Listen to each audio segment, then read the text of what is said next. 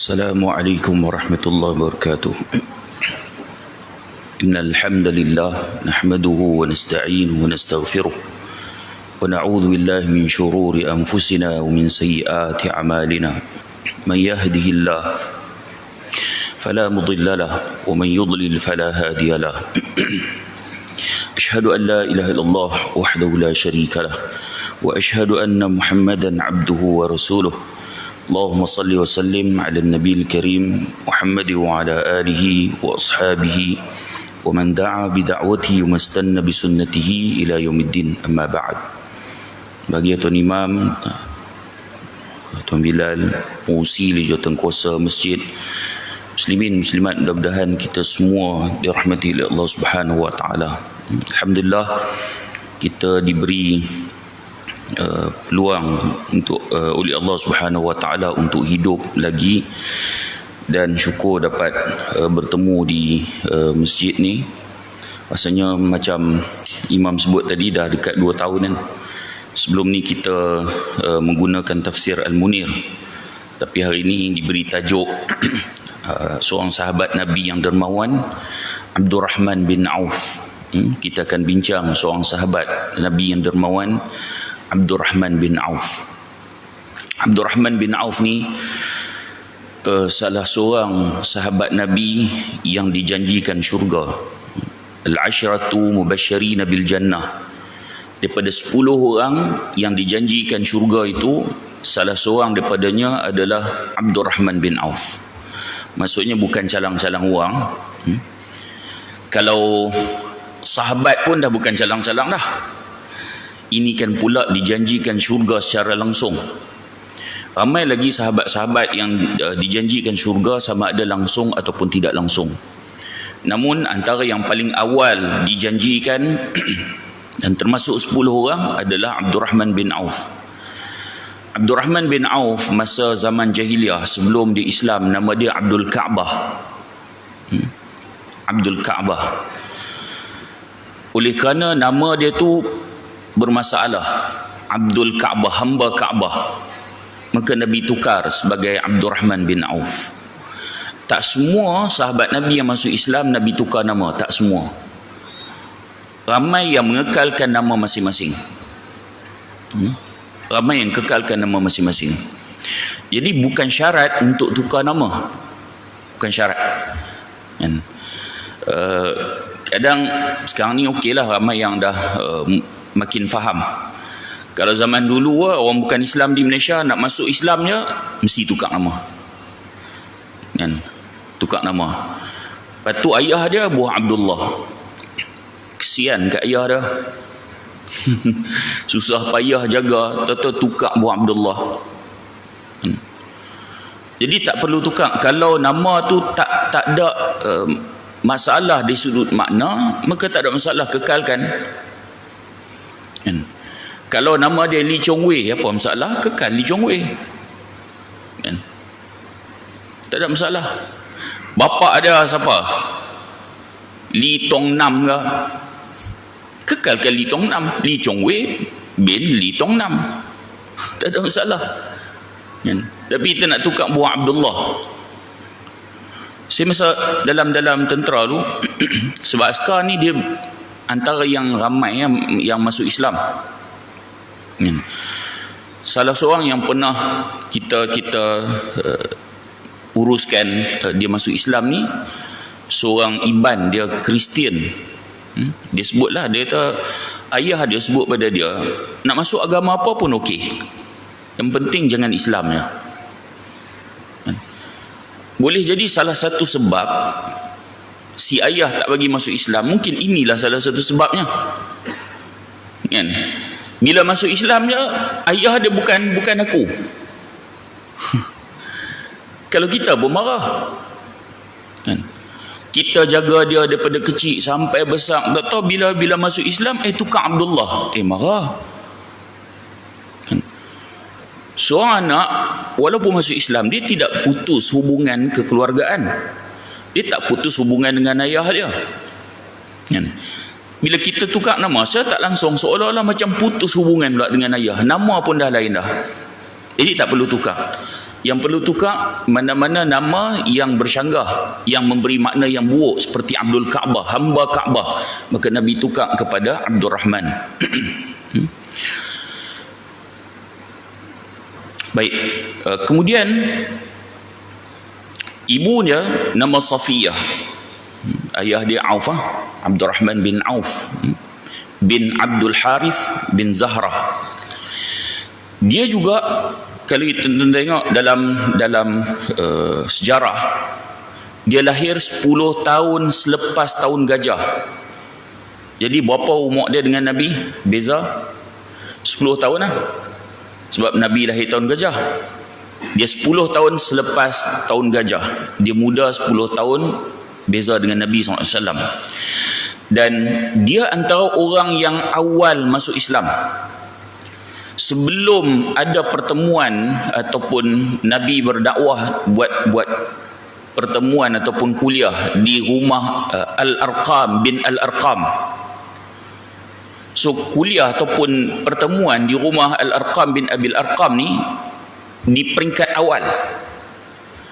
Jadi Abdul Rahman bin Auf ni dia masuk Islam sebelum tu lagi, antara orang yang awal. Kemudian dia sendiri sebelum Islam dia mengharamkan arak untuk diri dia. Dia awal-awal lagi dia memang tak minum arak, Abdul Rahman bin Auf. Dan selepas berhijrah, bila hijrah tu, kemudian Nabi bina masjid, kemudian Nabi telah mempersaudarakan antara Muhajirin dan Ansar. Tuan-tuan, Nabi persaudarakan Muhajirin dan Ansar ni semua. Siapa yang hijrah tu Nabi saudarakan dengan orang Ansar. Tapi dalam sejarah yang banyak tulis tentang peristiwa persaudaraan ini adalah tentang Abdul Rahman bin Auf. Kerana ada keistimewaan pada persaudaraan ini.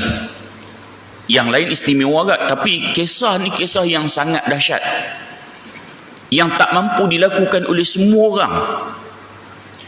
Oleh kerana Abdul Rahman bin Auf, dia ni memang di Mekah pun dah kaya dah. Dia ni memang hartawan besar di Mekah. Kemudian apabila dia nak berhijrah, semua hartanya terpaksa ditinggalkan. Selai sepinggang.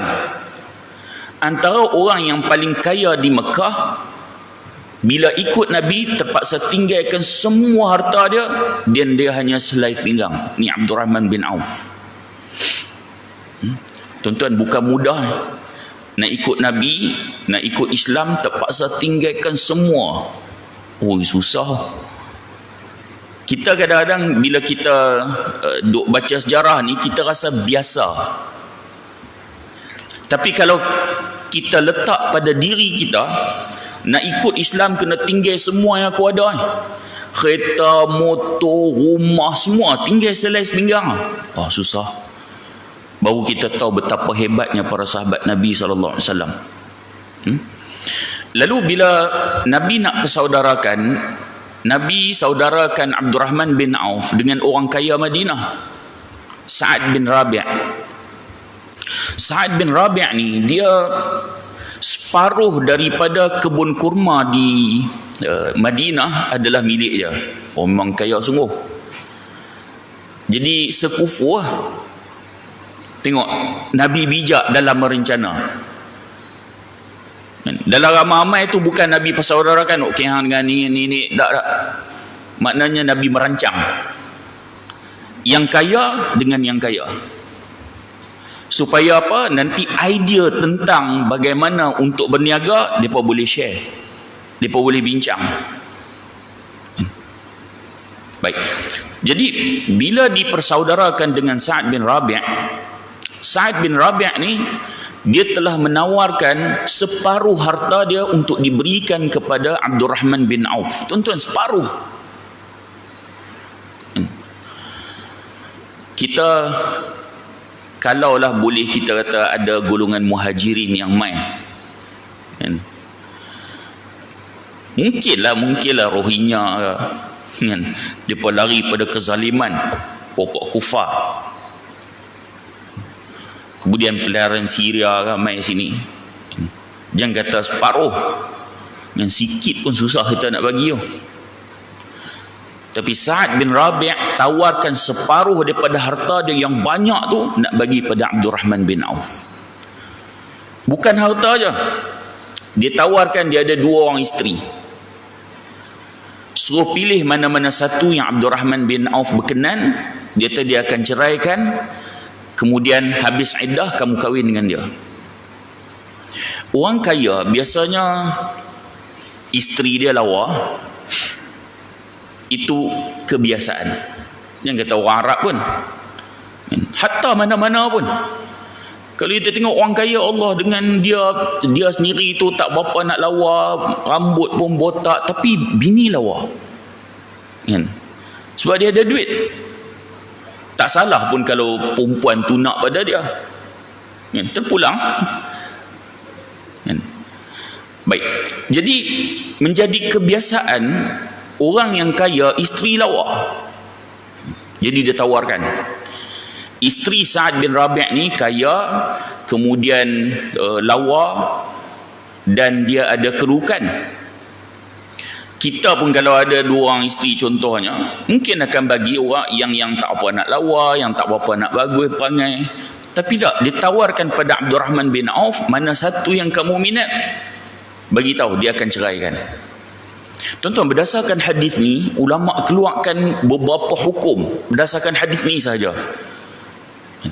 Boleh tak ceraikan isteri kalau nak bagi pada orang lain, pelbagai hukum yang ulama keluarkan berdasarkan hadis ni je. Tuan-tuan, Abdurrahman bin Auf dia tolak offer daripada Sa'ad bin Rabi'.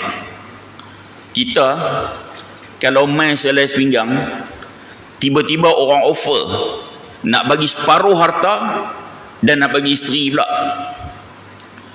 mungkin isteri kita akan tolak, tapi harta separuh takkan nak tolak kot. Dengan harta separuh kekayaan Sa'ad tu, jangan kata seorang, 4 orang pun boleh dapat. Tapi Abdurrahman bin Auf tolak. Sebab tu Abdurrahman bin Auf seorang yang dia suka usaha sendiri. Dia tak mau harap pada orang lain. Tuan-tuan, ini sikap seorang Muslim sepatutnya. Sebab tu kadang-kadang orang kita ni dia suka duk harap bantuan dengan usaha, tak mau minta maaf lah. Sebab saya terlibat dalam bagi bantuan ni, bukan pada pelarian Syria je, kita juga bagi pada orang yang di dalam ni lah. So bila kita duk bagi-bagi ni, bila kita cek balik, ada juga orang hak jenis memang hak kaki duk kumpul bantuan usaha tak mau kan? Ataupun usaha tak memadai, tak cukup, dia duk harap bantuan. Baik, Abdurrahman bin Auf dia bukan jenis macam tu. Dia tolak dan dia doa, barakallahu laka fi ahlika wa malika dulluni ala suq. Dia tabarakallahu lak, semoga Allah memberkati kamu. Orang kita dia tak biasa dengan doa kepada orang. Orang Arab dia kalau kita bagi ke apa, dia barakallahu fik kan, dia suka doa macam tu. Kita kalau kita tolak, tak apa macam tu lah, kita tak sambung dengan doa. Jadi Abdurrahman dia tolak tu, dia barakallahu lak, moga Allah memberkati kamu fi ahlika wa malika, pada keluarga kamu dan pada harta kamu. Dulluni ala suq, cuma tunjukkan aku mana tempat berniaga, tu je. Waktu tu pasar, kalau sekarang ni mungkin shopping kompleks kot kan? Mungkin lah. Tapi Abdurrahman bin Auf dia suruh tunjuk tempat niaga je. Mana dia? Dia sebab otak dia bisnes. Dia ni businessman. Otak dia generate untuk fikir macam mana nak buat duit Ni orang bisnes lah. Sebab tu beza antara orang bisnes dengan kita. Kan? Kita kalau tengok botol macam ni, botol ya. Tapi orang hak jenis kepala otak, dia boleh generate untuk macam mana nak dapat duit. Dia tengok ni, macam mana aku nak buat duit dengan botol ni. Tu orang bisnes. Kan? Tak sama dengan kita. Kan? Baik, jadi Abdul Rahman bin Auf dia jenis orang macam tu. Tunjuk tempat niaga je. Dia study macam mana perjalanan pasar di Madinah tu. Dia study tengok macam mana barang keluar masuk, apa yang diperlukan, so luas pasar, semua dia kaji.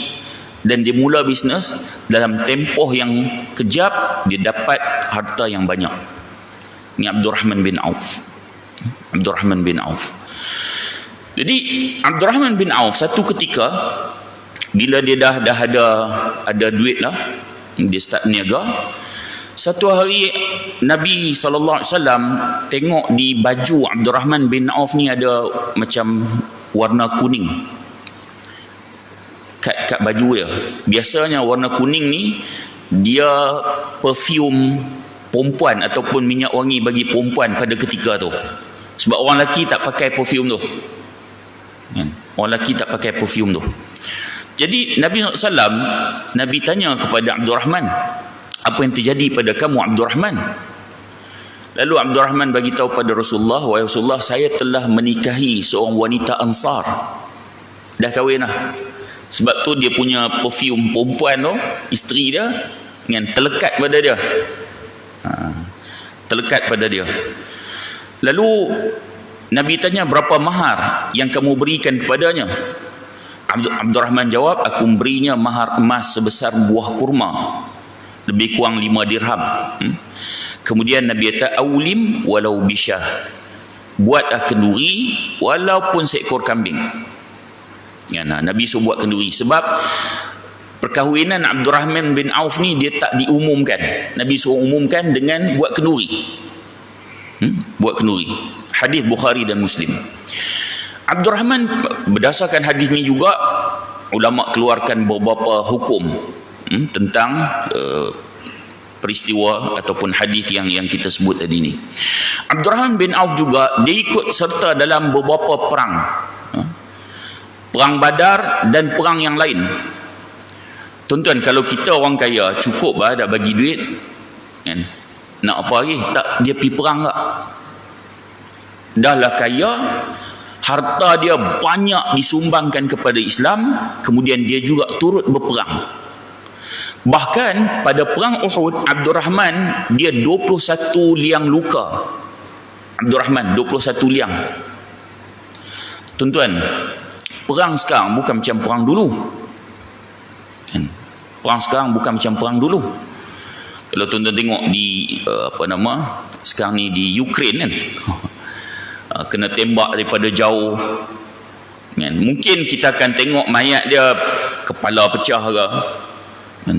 Tapi dia tak sadis macam dulu. Sebab dulu dia berhadapan kan? Kalau tuan-tuan baca dalam sejarah macam mana perang zaman dulu, ni tangan putih, ada kaki putih, mata tercabut. Ada seorang sahabat Nabi mata tercabut kan. Kemudian kepala putih depan tu, bila pedang kena terbelah, sadis.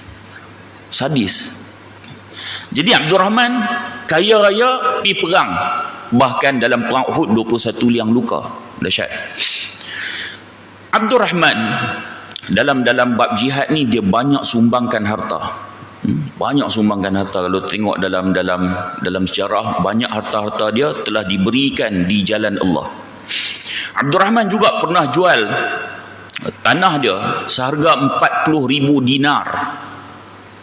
40,000 dinar. Berapa 40,000 dinar? Satu dinar sekarang ni lebih kurang 700 lebih. Tuan-tuan, kali 40,000 berjuta. Kemudian dia bahagi-bahagikan duit tu kepada fakir miskin. Kemudian dia bagi juga pada ummahatul mukminin, para isteri Nabi. Ini selepas kewafatan Nabi. Kemudian dia kata Al-Miswar, dia kata aku menghantarkan sebahagian dari dinar-dinar itu pada Aisyah radhiyallahu anha. Kemudian Aisyah kata, siapa yang kirim ni? Duit-duit ni siapa kirim? Kemudian dia jawab, Abdurrahman bin Auf. Lalu Aisyah kata, sesungguhnya Rasulullah SAW telah bersabda, tidak ada yang menaruh simpati kepada kalian kecuali dia termasuk orang sabar. Semoga Allah memberi minum kepada Abdurrahman bin Auf dengan minuman syurga. Baik, tuan-tuan, kalau kita tengok kisah-kisah Abdurrahman bin Auf ni, dia bukan sahaja dia infak kepada Islam, dia juga turut berperang, dia juga melakukan kebaikan kepada Al-Bait, isteri Nabi sallallahu alaihi wasallam. Maka kalau kita tengok, dia ni hebat. Sebab tu dia dijanjikan salah seorang daripada 10 orang yang masuk syurga. Cuma saya nak sebut tentang ada hadis yang kata Abdurrahman bin Auf masuk syurga last kali di kalangan sahabat dalam keadaan merangkak. Dan kita pernah dengar, sebab Abdurrahman bin Auf ni kaya. Kalau tuan-tuan cek balik hadis tu, palsu. Kalau sehebat Abdurrahman bin Auf yang kita cerita tadi ni, dengan kekayaan dia disumbangkan kepada Islam, dengan kehebatan akhlak dia, kalau macam tu lah masuk syurga dalam keadaan merangkak, kita memang tak masuk langsung, tak ada ruang masuk syurga. Orang kaya yang lain tak ada peluang langsung masuk syurga. Ni setara Abdurrahman bin Auf masuk last kali merangkak. Hadis tu palsu. Palsu. Baik. Kemudian dalam hadis yang lain, ketika Rasulullah SAW, Rasulullah bagi kepada sekelompok sahabat radhiyallahu anhum. Lalu masa tu Abdurrahman bin Auf ada kat situ. Rasulullah bagi pada orang lain, sahabat-sahabat yang lain Rasulullah bagi. Kemudian Abdurrahman bin Auf ni Rasulullah tak bagi kat dia. Kemudian Abdurrahman bin Auf dia keluar je, dia menangis. Nangis ni bukan sebab Rasulullah tak bagi, amboi kat orang lain bagi, kat aku tak bagi kan. Bukan kerana dia miskin, tak, dia kaya. Tapi tak bagi tu, kat luar ada Sayyidina Umar. Lalu Umar tanya, kenapa, apa yang membuat kamu menangis wahai Abdurrahman? Lalu jawab Abdurrahman, dia kata Rasulullah telah memberikan pada sahabat-sahabat yang lain tapi tidak bagi pada aku. Aku takut hal itu ada satu keburukan pada aku menyebabkan Rasulullah tak bagi. Jadi bukan dia nak barang tu, tak. Hatta orang kaya Sa'ad bin Rabi' tawarkan separuh harta pada dia, dia tak mau. Setakat apa yang Rasulullah bagi pada sahabat tu kira kecil lah.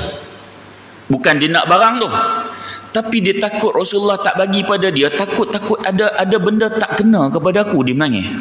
Dahsyat. Dia muhasabah, ada benda tak kena kepada aku sampai Rasulullah bagi pada orang lain, tapi Rasulullah tak bagi kat aku. Ada masalah ke? Kok Rasulullah kecil hati ke? Ada benda aku buat tak betul ke sehingga Rasulullah tak bagi pada aku? Dia menangis. Lalu Umar masuk jumpa Rasulullah. Lalu Umar tanya pada Rasulullah tentang keadaan tu, kan? Sebab Umar cerita Abdurrahman tadi ni menangis sebab Rasulullah tak bagi pada dia, kan? Lalu Rasulullah jawab, aku tidak marah kepadanya, tetapi cukup bagiku untuk mempercayai imannya. Hadis Imam Ahmad. Rasulullah kata, aku tak bagi pada dia pasal aku percaya pada iman dia. Dia ni tak bagi pun tak apa, takkan terkesan. Dan beberapa peristiwa yang lain, kalau tuan-tuan tengok, Rasulullah ni kadang-kadang Rasulullah bagi tu sebab dia muallafatu qulubuhum, kan? Nak tarik hati. Rasulullah bagi tu kadang-kadang Rasulullah nak jaga hati, Rasulullah nak pikat dia, Rasulullah nak kuatkan iman dia. Sebab ada orang yang mungkin bila dia ada duit dia okey, bila dia tak ada duit dia goyah iman dia. Ada orang macam tu. Saya baru post di Facebook semalam, Faiz Al-Kandari. Dia ni bekas tahanan di Guantanamo Bay. Amerika tangkap dia, letak di penjara Guantanamo. Kebanyakan yang ditahan dan diletakkan di penjara Guantanamo tanpa ada apa-apa tuduhan. Jahat ni, pokok kufar. Orang Islam berdiam diri, tak berani. Yang duk bela salah seorangnya peguam Amerika. Di Amerika kadang-kadang untuk polisi luar tu mereka teruk, tapi untuk polisi dalam negara, untuk rakyat mereka sendiri, mereka bagus kan. Pemimpin mereka jangan rasuah untuk dalam negara. Hak negara umat Islam ni, hak luar pun teruk, hak dalam lagi teruk. Hak negara umat Islam rasuah biasa. Orang hak dikenal pasti rasuah, dan memang confirm rasuah. Ngundi boleh menang tak? Boleh menang tak?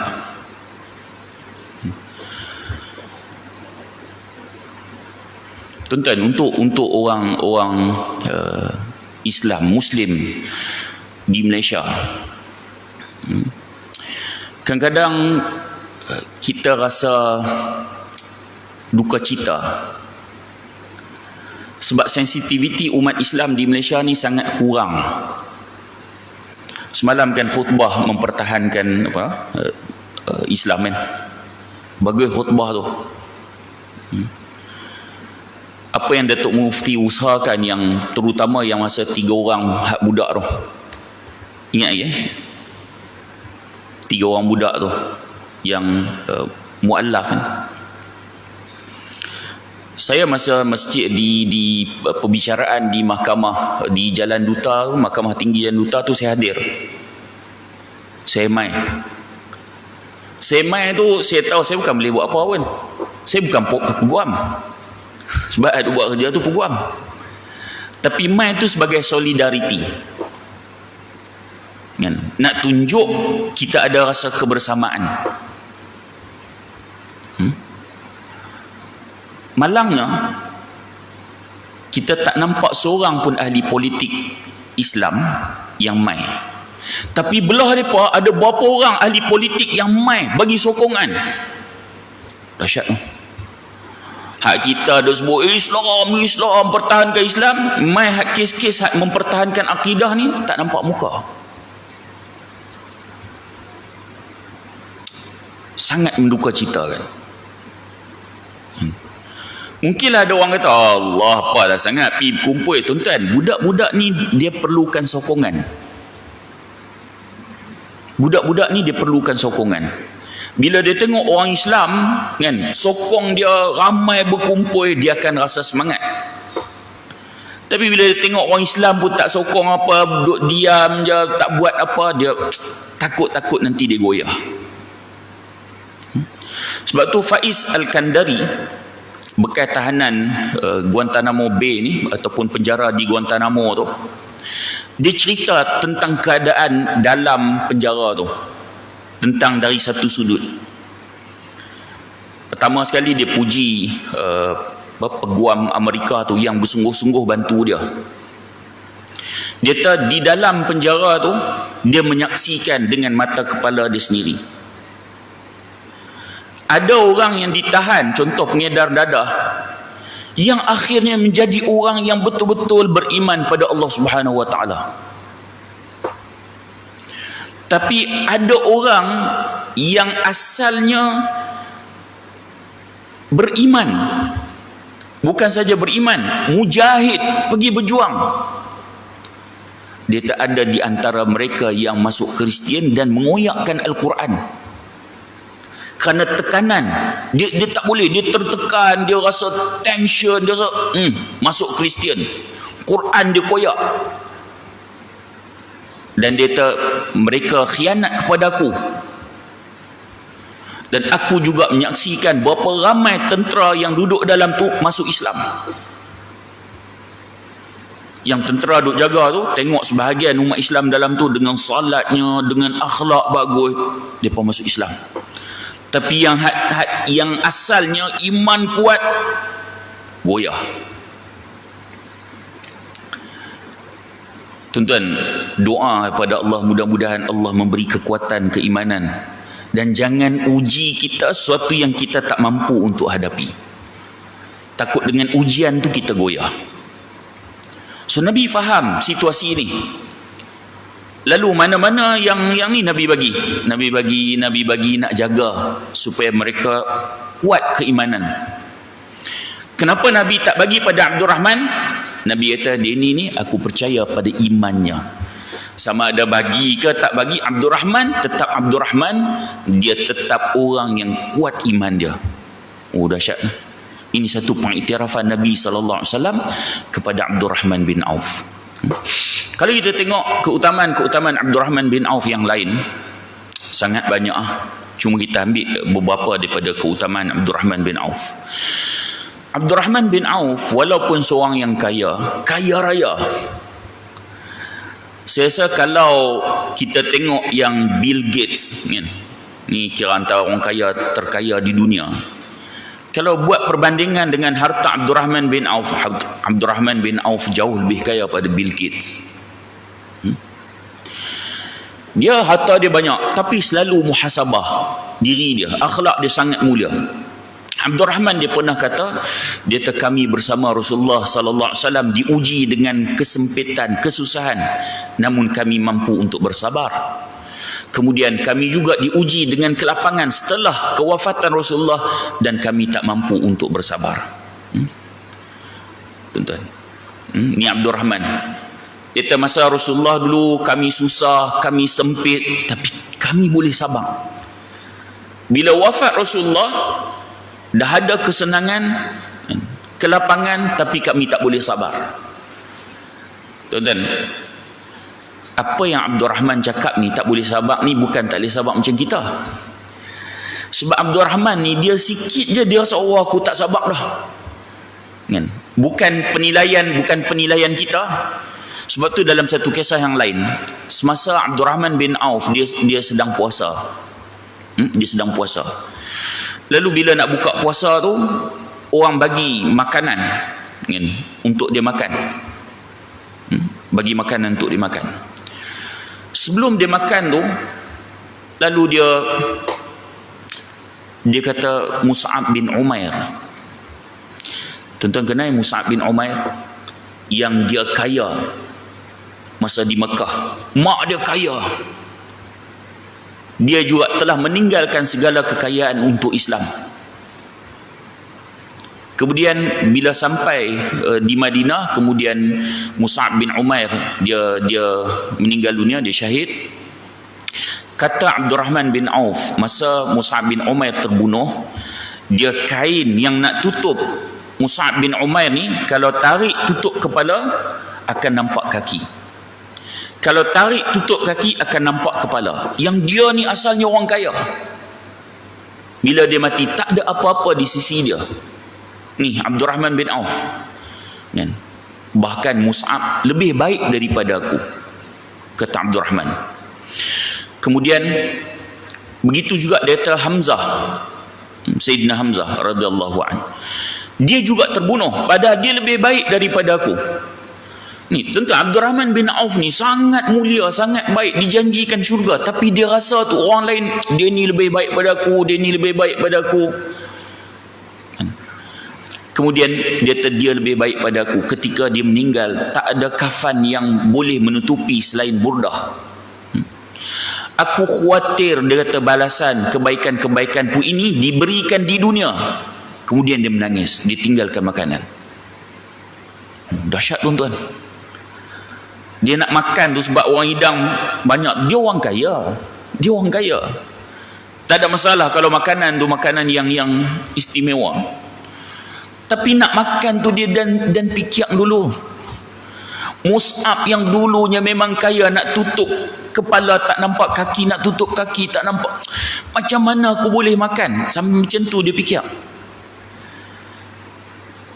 Yang kalau kita fikir balik, benda-benda yang sahabat fikir ni, kita sendiri takkan fikir. Takkan. Udah dahsyat tu sahabat. Naufal bin Al-Hudhali, dia kata dahulu Abdurrahman bin Auf teman untuk kami bersahabat. Dia kata beliau adalah sebaik-baik teman. Suatu hari dia pulang ke rumahnya dan mandi. Setelah itu dia keluar. Ia datang pada kami dengan membawa wadah makanan berisi roti dan daging, dan kemudian dia menangis.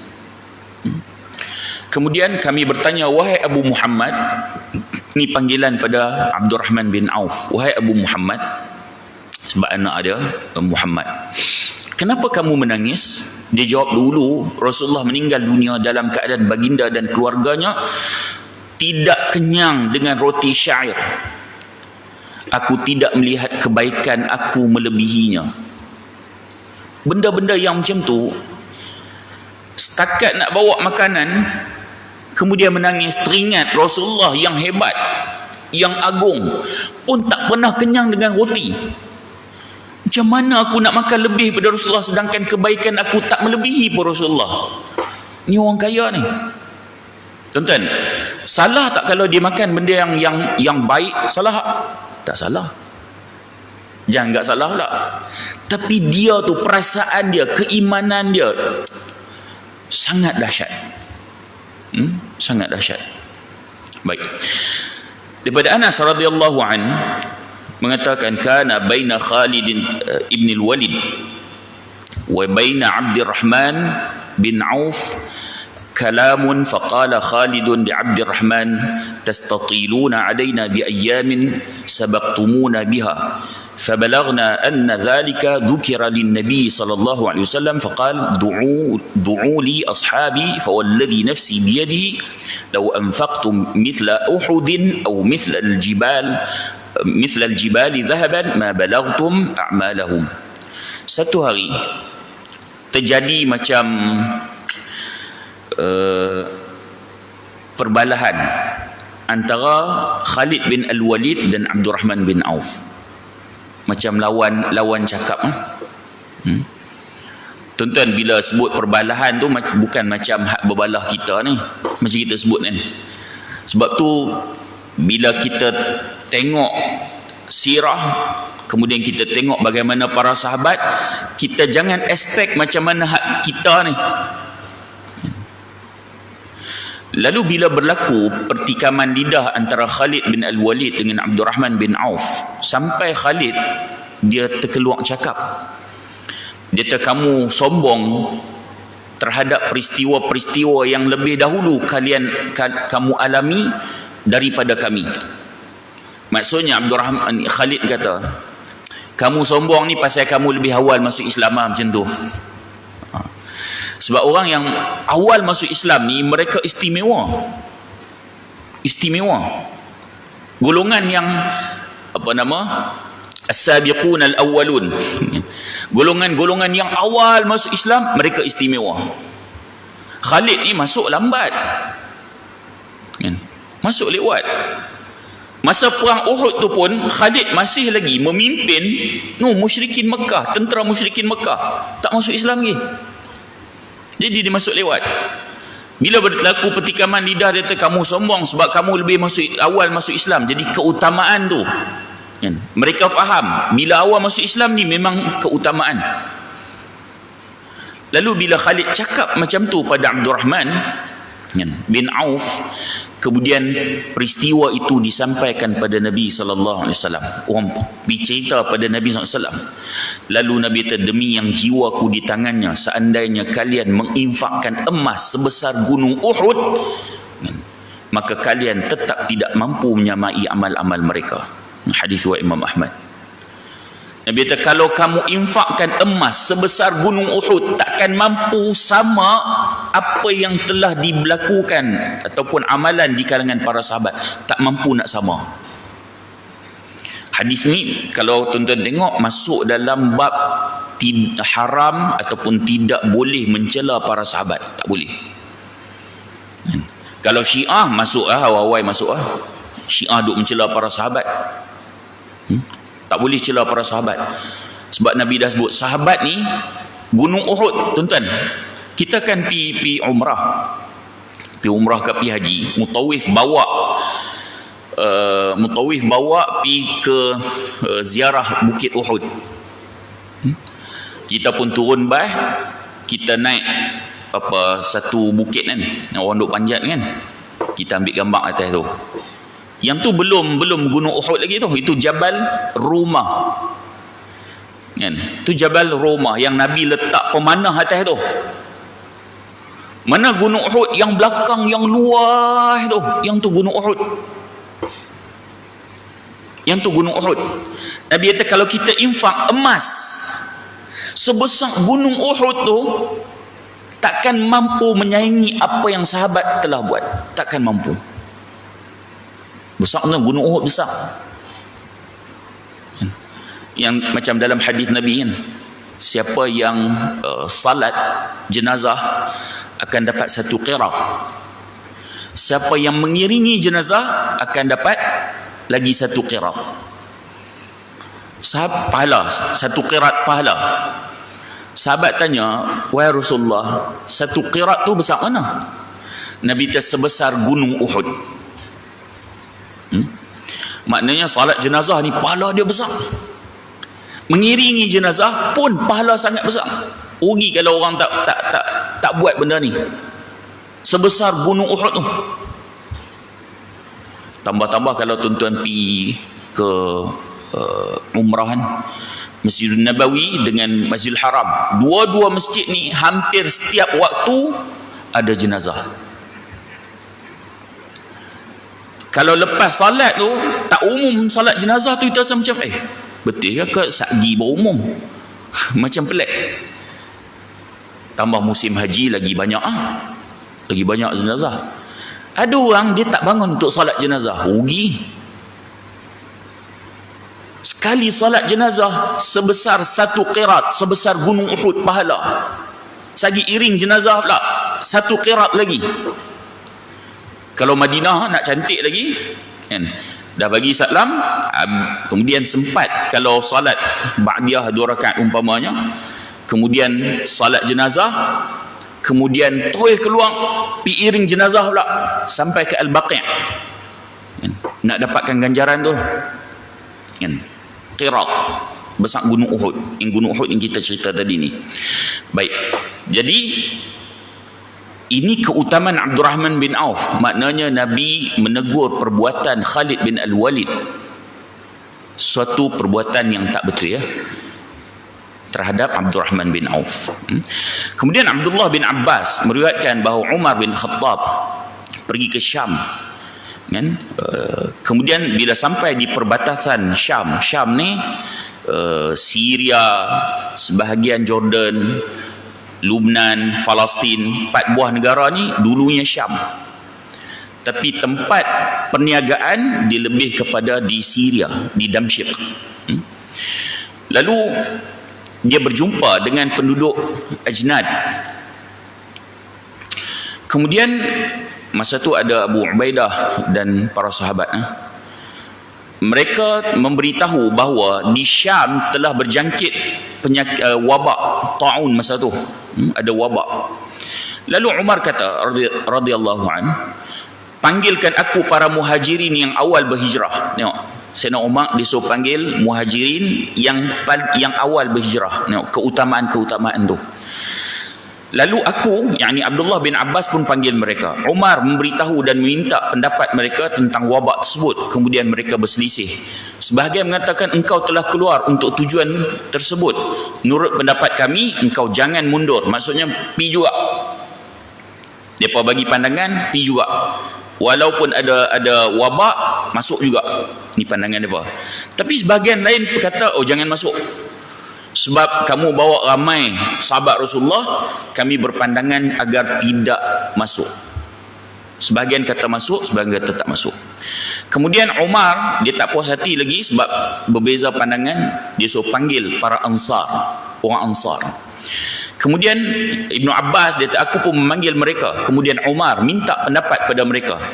Kemudian pendapat Ansar sama dengan Muhajirin. Sebahagian kata kamu teruskan, sebahagian kata jangan masuk. Kemudian Umar kata, panggilkan orang-orang tua Quraisy dari orang yang hijrah ketika Fathu Makkah. Ya, nah, ni lewat sikit. Walaupun orang tua ada pengalaman banyak, tetapi dari sudut keutamaan yang awal masuk Islam pun semua tu, yang tu lebih awal lagi. Nabi kata panggil orang tua yang hijrah ketika Fathu Makkah, yang berada di sini. Aku pun manggil mereka dan tak ada seorang pun yang berselisih. Mereka mengatakan pendapat kami sebaiknya kamu bawa kembali orang-orang dan tidak membiarkan mereka terkena wabak.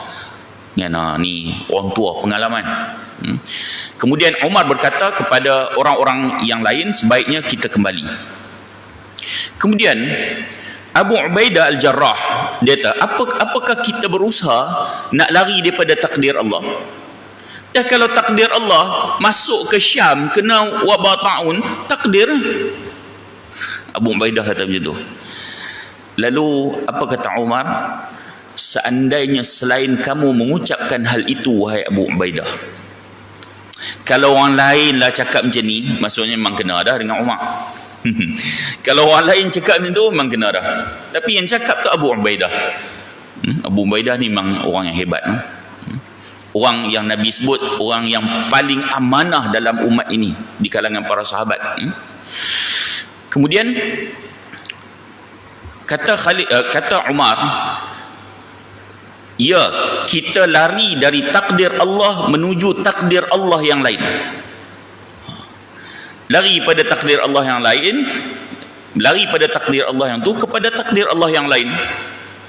Kalau tuan-tuan ngaji tentang akidah, so perbahasan dia agak panjang dalam hal ni. Kemudian Abdurrahman bin Auf, dia main, dia datang.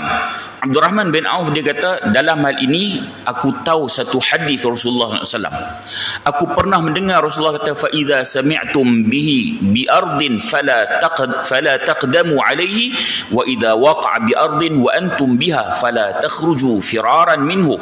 Jika kamu mendengar ada wabak di satu negeri, maka janganlah kamu mendatanginya, dan apabila wabak terjadi satu negeri dan kamu berada di dalamnya, maka janganlah kalian keluar ataupun lari darinya. Hadis Bukhari. Maksudnya Nabi dah ajak dah. Abdurrahman pernah dengar Nabi cakap macam tu. Kalau ada wabak satu tempat, jangan pergi. Kalau ada wabak dalam negeri itu, orang negeri itu jangan keluar.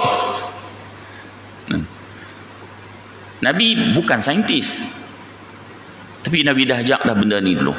So Abdurrahman bagi tahu hadis ni. Pada zaman Nabi sikit lagi, Abdurrahman bin Auf, dia pernah sedekahkan separuh harta dia untuk Islam. Kemudian dah sedekah separuh, dia sedekah lagi sebanyak 40,000 dinar. 40,000 dinar. Dah bagi dah separuh.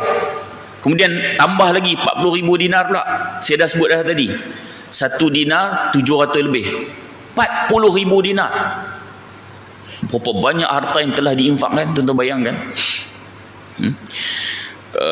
Kemudian Ja'far bin Burqan, dia kata, telah sampai khabar kepadaku, ini dalam kitab Isabah benda ni, telah sampai kepadaku khabar bahawa Abdurrahman bin Auf telah memerdekakan 3,000 orang hamba.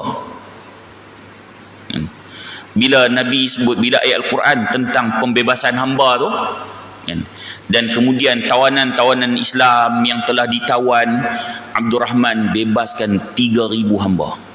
Ramai. Kalau seorang hamba, tuan-tuan, hamba ni dia bukan murah, mahal. Hamba ni mahal. Kalau tuan-tuan tengok hak cerita tu apa, yang hak Piramli tu, Alibaba apa nyamun ke dengan hak jual hamba kan, macam margina tu mahal lah. Hak murah mana? Hak orang tua, hak tak ada gigi. Tu murah kan. Tu murah. Jadi hamba ni, kalau zaman dulu orang yang berkemampuan je mampu untuk ada hamba. Jadi bebaskan hamba ni dia bukan murah. Bayangkan Abdul Rahman telah membebaskan 3,000 orang hamba. Imam Bukhari sebut dalam kitab tarikhnya, Abdul Rahman pernah memberikan wasiat kepada semua sahabat yang mengikuti perang Badar. Dia wasiat, seorang bagi 400 dinar. Sekali lagi saya sebut, 1 dinar 700 lebih, kali 400 banyak. Masa tu ahli Badar yang masih hidup ada 100 orang lagi. Ada 100 orang lagi. Dia meninggal dunia pada tahun 32 Hijrah. Masa tu umur dia 72 tahun dan dia dikuburkan di Al-Baqi'. Yang menjadi imam salatnya adalah Uthman bin Affan. Uthman bin Affan. Dia dalam sejarah dia pernah menikah dengan 12 isteri. Maksudnya ada yang meninggal, ada yang cerai. Dalam tangan tu 4 lah. Dalam tangan 4. Dan dia ada 20 orang anak lelaki dan 8 orang anak perempuan. Ini kisah Abdul Rahman bin Auf, seorang sahabat dermawan yang sangat hebat. Dan saya suka untuk cerita tentang sahabat ni supaya memberi motivasi kepada saya sendiri dan pada kita semua. Kerana generasi itu adalah generasi yang terbaik. Generasi yang terbaik. Nabi kata khairul quruni qarni walladzina yalunahum walladzina yalunahum. Sebaik-baik kurun adalah kurun aku, kemudian kurun selepas aku, kemudian kurun selepas aku. Kita tidak mampu untuk menyaingi mereka, namun sedikit sebanyak menjadi contoh dan motivasi untuk kita semua untuk mengikuti para sahabat Nabi sallallahu alaihi wasallam yang sangat hebat ni. Mudah-mudahan pertemuan kita ada manfaat. Kalau terkasar bahasa mohon maaf, dan saya sudahi dengan aqulu qauli hadza wa astaghfirullahal azim li wa lakum. Wassalamualaikum warahmatullahi wabarakatuh.